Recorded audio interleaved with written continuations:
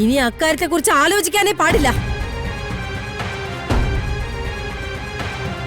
അതല്ല, നിങ്ങൾ അച്ഛനും മകനും കൂടെ ആ വഴിക്കാണ് ചിന്തിക്കുന്നതെങ്കിൽ ചിന്തിച്ചോ. ഞാൻ ഈ വീട്ടിൽ നിന്ന് വല്ല വഴിക്ക് ഇറങ്ങി പോവും, അത് ഉറപ്പാ.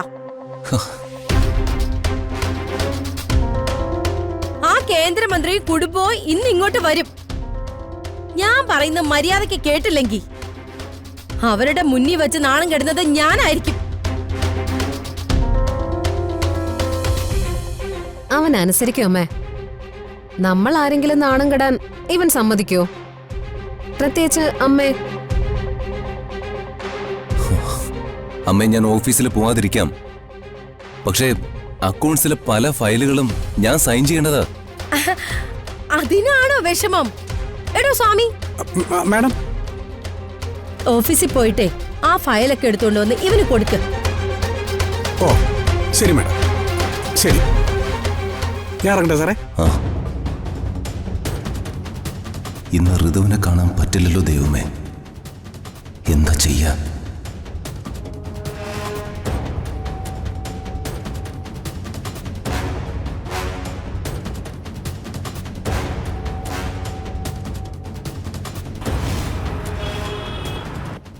അങ്ങനെയൊരു പൊട്ടിത്തെറി നടന്നുകൊണ്ടൊന്നും നീ പേടിക്കണ്ട ഋതിയെ.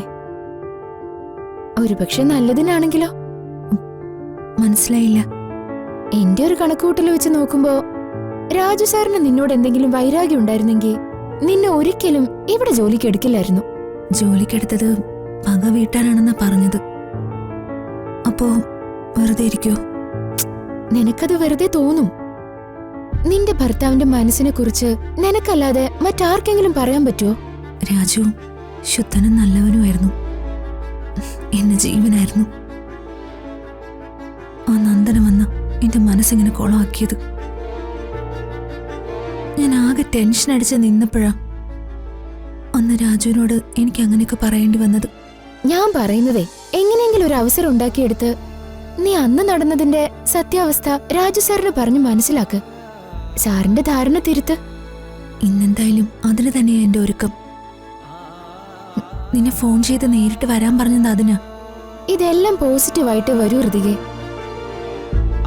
അല്ലെങ്കിൽ തന്നെ നമ്മൾ ജോലി ചെയ്തിരുന്ന സ്റ്റിച്ചിങ് കമ്പനി സാറ് വിലയ്ക്ക് വാങ്ങാനും നമുക്കിവിടെ ജോലിക്ക് വരാനും ഒക്കെ പറ്റുമോ?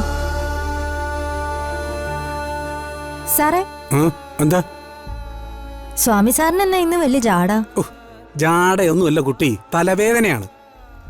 ഇന്നാണെങ്കിൽ റോഷനി മാഡം ഇല്ല. അതിനെന്താ, MD വരുമല്ലോ രാജു സാറ്. MD ഒന്ന് ലീവിലാണ്. ഇന്നിവിടെ നടക്കുന്നതല്ല എന്റെ തലമണ്ടയ്ക്കാണ്. നീ ടെൻഷൻ അടിക്കണ്ട. ഇന്നല്ലെങ്കിൽ നാളെ സാറ് വരുമല്ലോ.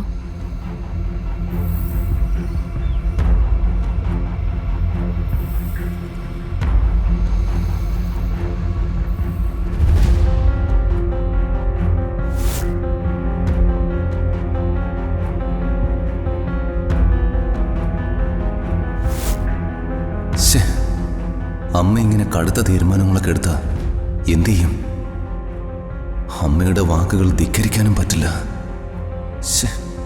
പണം സമ്പാദിച്ചിട്ടും മനസ്സിനൊരു സ്വസ്ഥതയില്ലല്ലോ ദൈവമേ.